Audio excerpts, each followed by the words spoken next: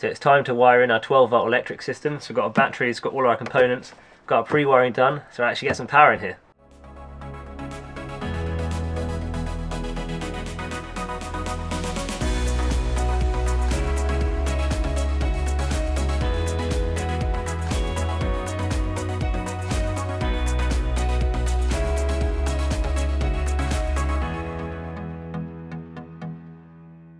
So this wall of our garage is where all of our electronics are going to be. So we've been trying to work out where each component should really sit based on where all the wires are. Kind of think we know what we're doing with that now, but we have to make a board that's going to sit on top of here. We can screw it into these bedposts so that it has a little bit of a gap behind. We've already made some holes in our cladding for things like the grounding point and for conduit of our wiring that we've already done throughout the van, so that's already done, so that's nice.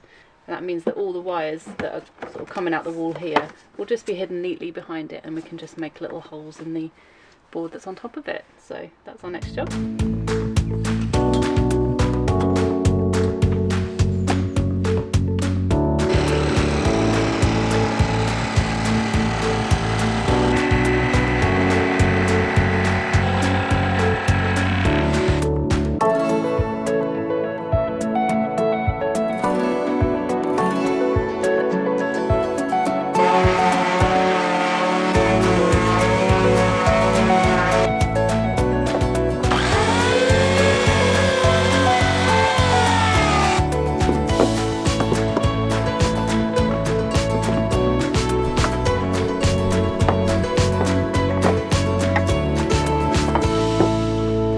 Seeing as these are super heavy, we didn't want them sliding around at all, so what we've just made is just a little frame just to go around each one with a little gap in the middle.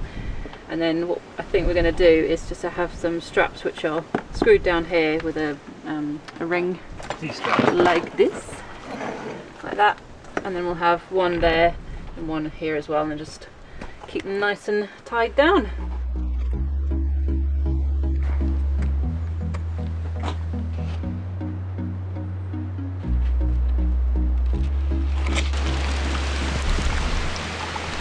Very windy today. I think it's about 25-mile-an-hour winds. And a little bit haily as well. No, bit 40. 40 mile-an-hour winds. I read the weather wrong. So we've cut 2 pieces of the 9mm ply and we're just gluing it together because we actually need about 18mm, we worked out, to have enough depth for the screws to go in to hold the electronics in. We don't have any 18mm ply, so that's why we're doing this. Do you think we've got enough clamps?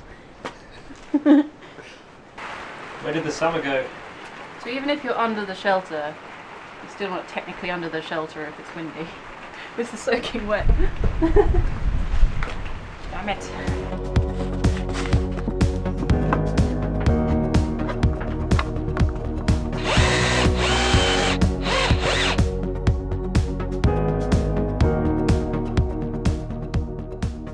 So this is the wiring diagram we've put together. It looks complicated, but actually it's not too bad. The main thing is the 12-volt fuse hub in the middle, which is this one, and that basically just has a number of spaces to be able to plug in all of the 12-volt appliances we've got. So we've got the max fan, the fridge, the light, things like that, the diesel heater, water pumps, and the wires for this we've actually already run. In a previous video and a pre-wiring video, we've already run these all the way around the van, so conveniently they're all there ready to go. They just need something to hook into. And then we've got the batteries to obviously store the charge that's going to power those things. So we've got 2 100 amp hour lithium batteries, and they are down here. Going to fit in a nice little battery tray over there. And then to actually get power into these batteries, we've got 2 charge sources. So we've got solar power on the roof, and again we've already put the panels up there. So we've got 3 175 watt panels, and they will be connected in series, and that will be flowing power through the MPPT charge controller here. And all this is just a little box, this one actually, little blue thing here, and all that does is basically taking the power from the solar panels and just regulating them so they're in a usable form to be able to charge the batteries. Things like shade going over the panels and stuff like that, it's always changing the voltage and things. So that's great. And then the other charge source we have is here. We've got the DC-DC charger, and here is the van starter battery and alternator over here. And all this one does is allow us to charge our batteries when the van is driving. So just need to drive down the road and we'll be charging up these ones as well. That's what that guy's doing. And then we've got some sockets here. So we've got the 12-volt sockets and the 230-volt sockets. So this is the cigarette lighter plug, just like you'd have in your car. We'll be putting in things for like a little USB charger into those ones. And then we've got the 230-volt sockets for anything that's got a 3-pin plug on the end, like Abby's hairdryer and things like that. And the inverter is what's responsible for taking the 12-volt DC and converting it into the 230-volt AC, which will power those sockets, and that just goes through an AC breaker box and RCD, just to give a bit of safety to that. And the only other thing really is this Lynx Distributor, which is a bit of a hub down here. That is not really required, it's this one over here, just makes it a little bit neater. It's basically just a positive and negative bus bar, and fuses as well, because all of these things need to have fuses. This one's got fuses inside it for all of the 12-volt stuff, and all of these ones, like there'll be a battery fuse, that's a fuse for the charge controller, fuse for the DC charger, and this just allows you to put the fuse in a convenient package, just keeps it all neat in one box. So yeah, you don't need that, but for our install we just thought it'd make it a little bit neater. And then the only other thing is all the connectors you need for these things. Each of these things has different size stud terminals, ring terminals, bolts and things like that. And there's obviously a few switches and stuff we've got to get in as well to be able to turn it all on and off. Cool little battery switch here. It'll be fun when we actually get to turn this on and have power in the van. Now we just got to assemble it onto the board and start connecting it together. It's the fun part.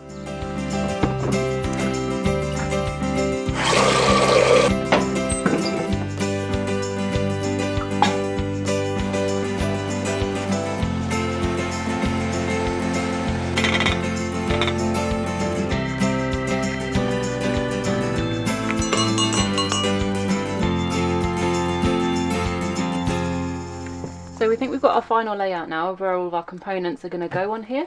So on the left hand side we've got our solar bits and pieces. So we've got our MPPT and our solar switch, which is just going to sit there and there. And that makes sense because we've got our solar wires which are coming down from the roof and down behind the wall and up here. So it's on the left hand side. In the middle we're going to have our Lynx Distributor, sort of our central hub, because there's going to be lots of things going to this and away from it.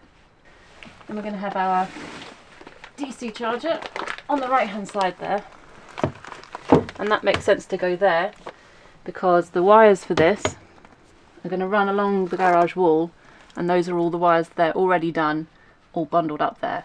So we just want the shortest run possible for that. And then we're going to have our 12-volt distribution block just here, because most of the wiring that we've got for that is on the right hand side over there.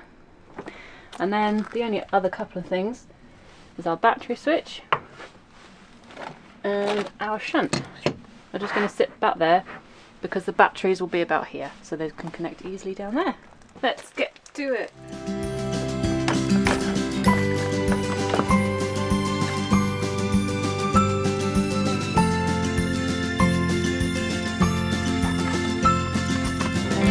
Just going to cut out some grooves for the wire to go through to get into the 12-volt fuse block.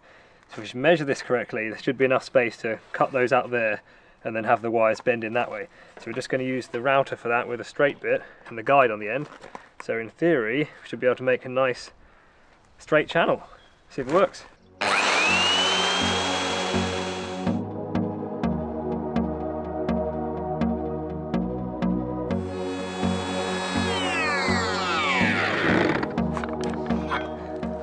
There we go, on wire groove.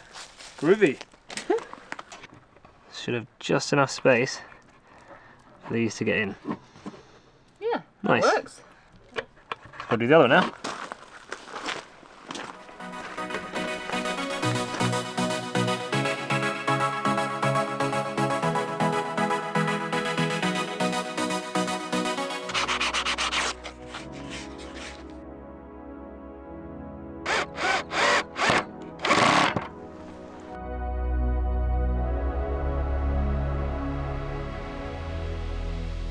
First thing we need to do today is clear out the van. It got a little bit cold and wet last night, so we chucked everything into the back, and just like normal, we've got stuff everywhere. That's what always happens, isn't it? Yeah, it's amazing how quickly you can pick up stuff.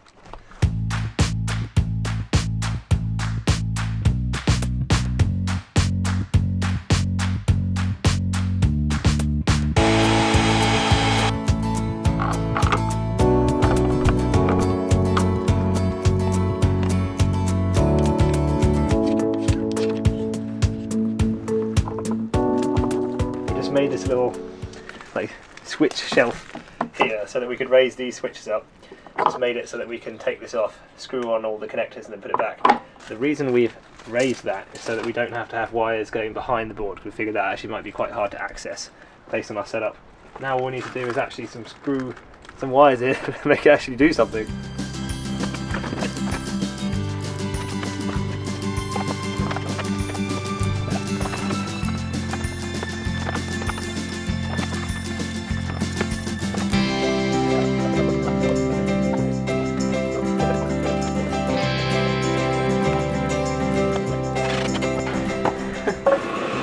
Perfectly sized battery tray. Just got to screw it down now. I never really liked doing this, going through the floor. I love the floor.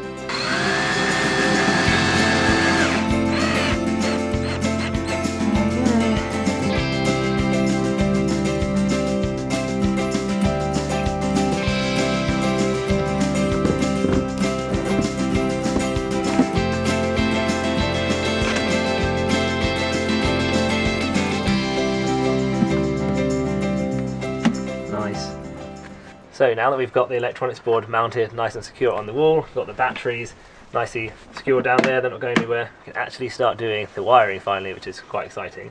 But quick disclaimer before we do that, we're not electricians obviously, so everything we've done with the electronics in the van and we're going to do is based on our research that we've done on the internet, various resources, YouTube, things like that, and also things like this. This is the Wiring Unlimited guide from Victron, which you can get as a free PDF download online. Just got the printed copy, and this is really useful, goes into loads of detail about loads of this stuff. So yeah, just make sure you do your own research.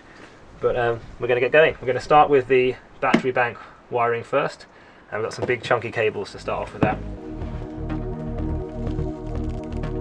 It's a giant piece of licorice.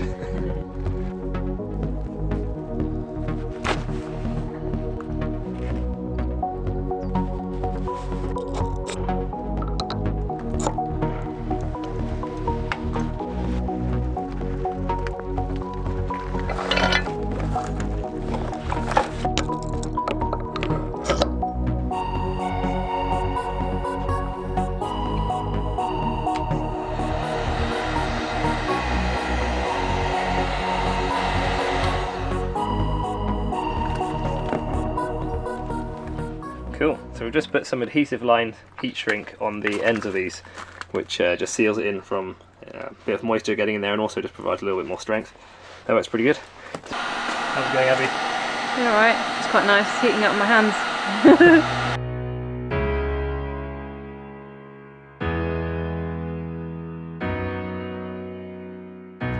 Okay, so it got a bit dark last night to finish off completely, but we think we've done the hard part now of making all of our 70mm cables so that they're all ready.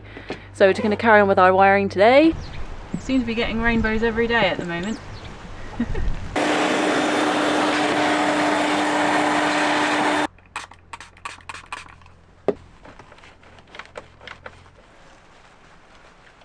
So we've just hoovered all of the connectors up here and on the batteries, and just given them a wipe with some isopropyl alcohol as well, just to make sure it gets rid of all impurities and any dust or anything like that, just to get the best connection possible.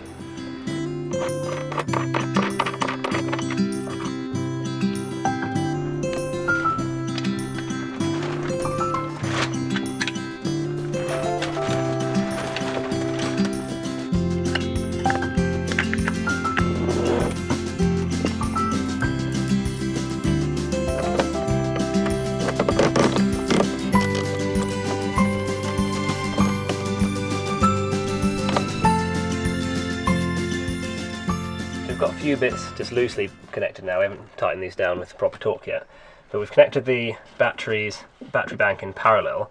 So connecting in parallel means that we double the capacity but keep the nominal voltage the same at 12 volts. If we'd done it in series, we would have had the opposite. We'd have had a 24 volt battery bank. One thing we've done as well, we're entering and exiting the battery bank from different batteries so that it's nice and balanced. You don't want to have both of them coming out the same battery, because then you get uneven wear on the other one. And then this one here is a fuse on the battery post. You want the fuse on the positive to be as close as possible you can get to the actual battery bank. So putting it on the terminal here is pretty much the closest you can get. So then from the battery terminal fuse, the positive comes out and goes into this big master disconnect switch. So this is the main switch for the entire system. Turn that to off as it is at the moment, and that will cut all power to everything basically. And then from there it comes out the positive again and goes into the Lynx Distributor. So this is our positive bus bar at the top, negative bus bar at the bottom. So this is where all the components, all the circuits will connect to. There's a fuse goes across there, there, there and there. So you've got 4 sockets basically, 4 bits you can plug in stuff to, and this will be in one of them, this will be in one of them, this will be in one of them, and then when we get the inverter mounted probably somewhere over here, when we put that in for the AC side, that will take one of those as well. So conveniently there's 4 and we need 4. And then we're going to carry on now and I think wire the shunt in, and this is the shunt. This is basically like the fuel gauge of the whole system.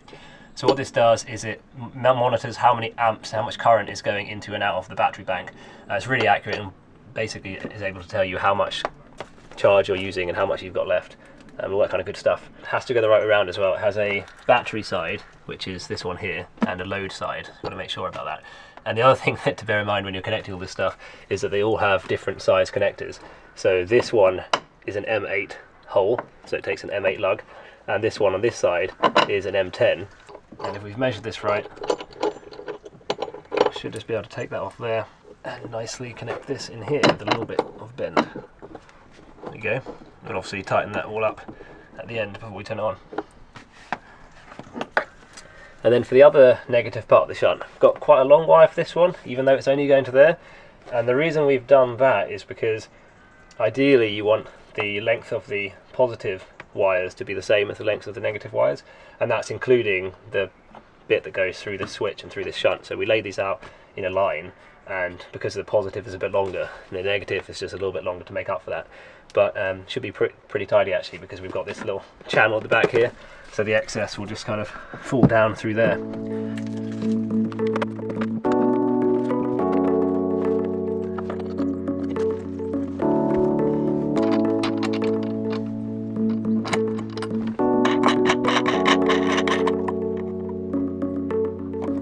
So the next one we're going to do is our ground wire, and we have pre-made a little hole going right through there to the van metal, which has a rib nut in it, and we just sanded back a bit of the metal around that, so hopefully it's good contact.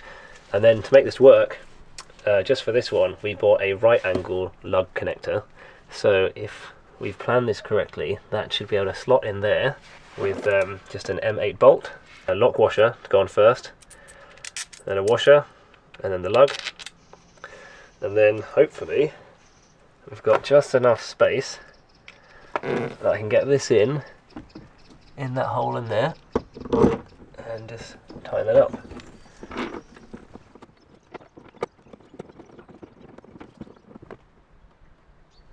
That's some pretty good pre-planning, in my opinion. So that is the ground in there. There's quite a few layers in there. And then hopefully this will just bend around up to that up there. So this is the ground point on the Lynx. So yeah, that actually worked out quite well. Quite happy with that. And that would be the common ground point for both the 12 volt and the AC, the earthing point, which allows the RCD to function as well.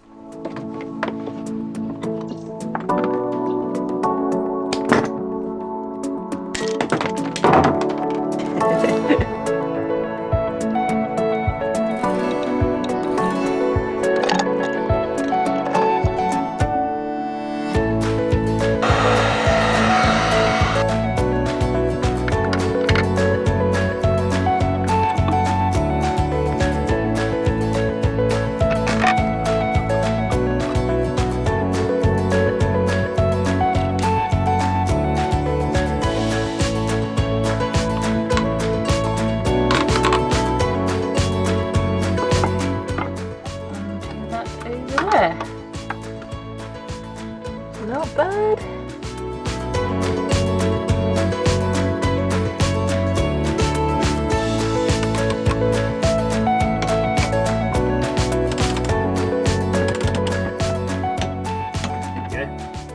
Most of the stuff has a recommended torque rating, so for our batteries it's 10 Newton meters. Just got to put power into the shunt. This actually needs power, and the cable they gave for this is actually quite long, so just cut that back and joined it with a butt connector there.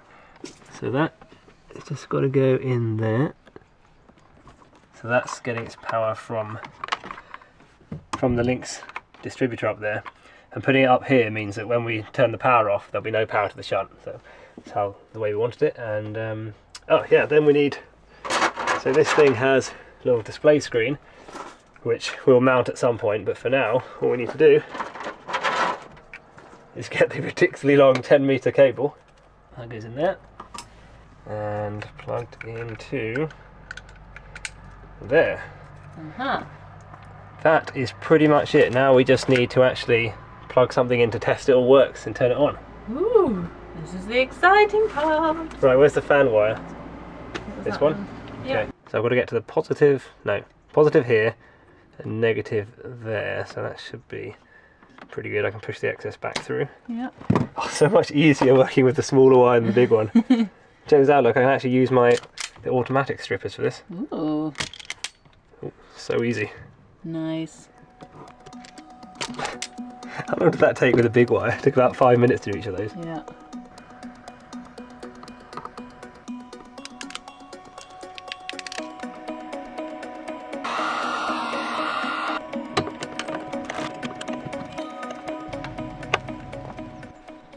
Okay, this is the moment we've been waiting for a long time.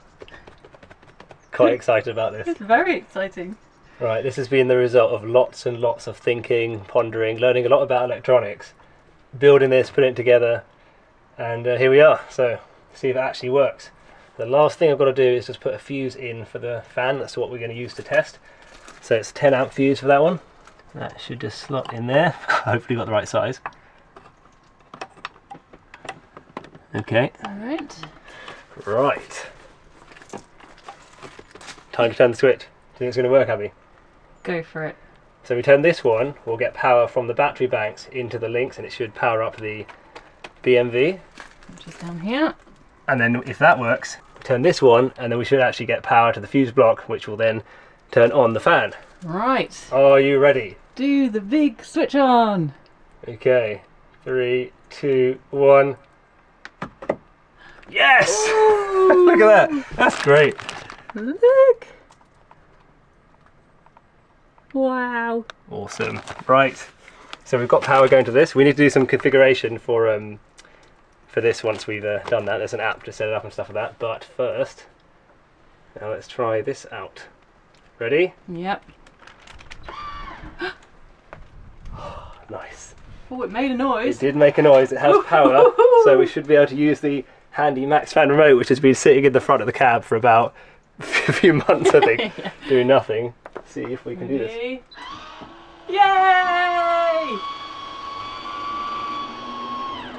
We can't actually see anything from back here, but it did do something. You can hear it. Yeah, you can hear it. Look at that. Oh, how satisfying is that? That is very We've got satisfying. some power. We have power.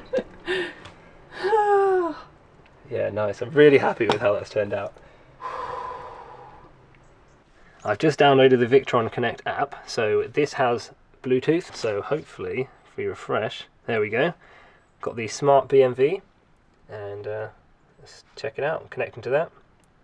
So we've got 13.1 volts in the system, state of charge is 100%, and there is no power being drawn. So let's turn on the fan. Whoa.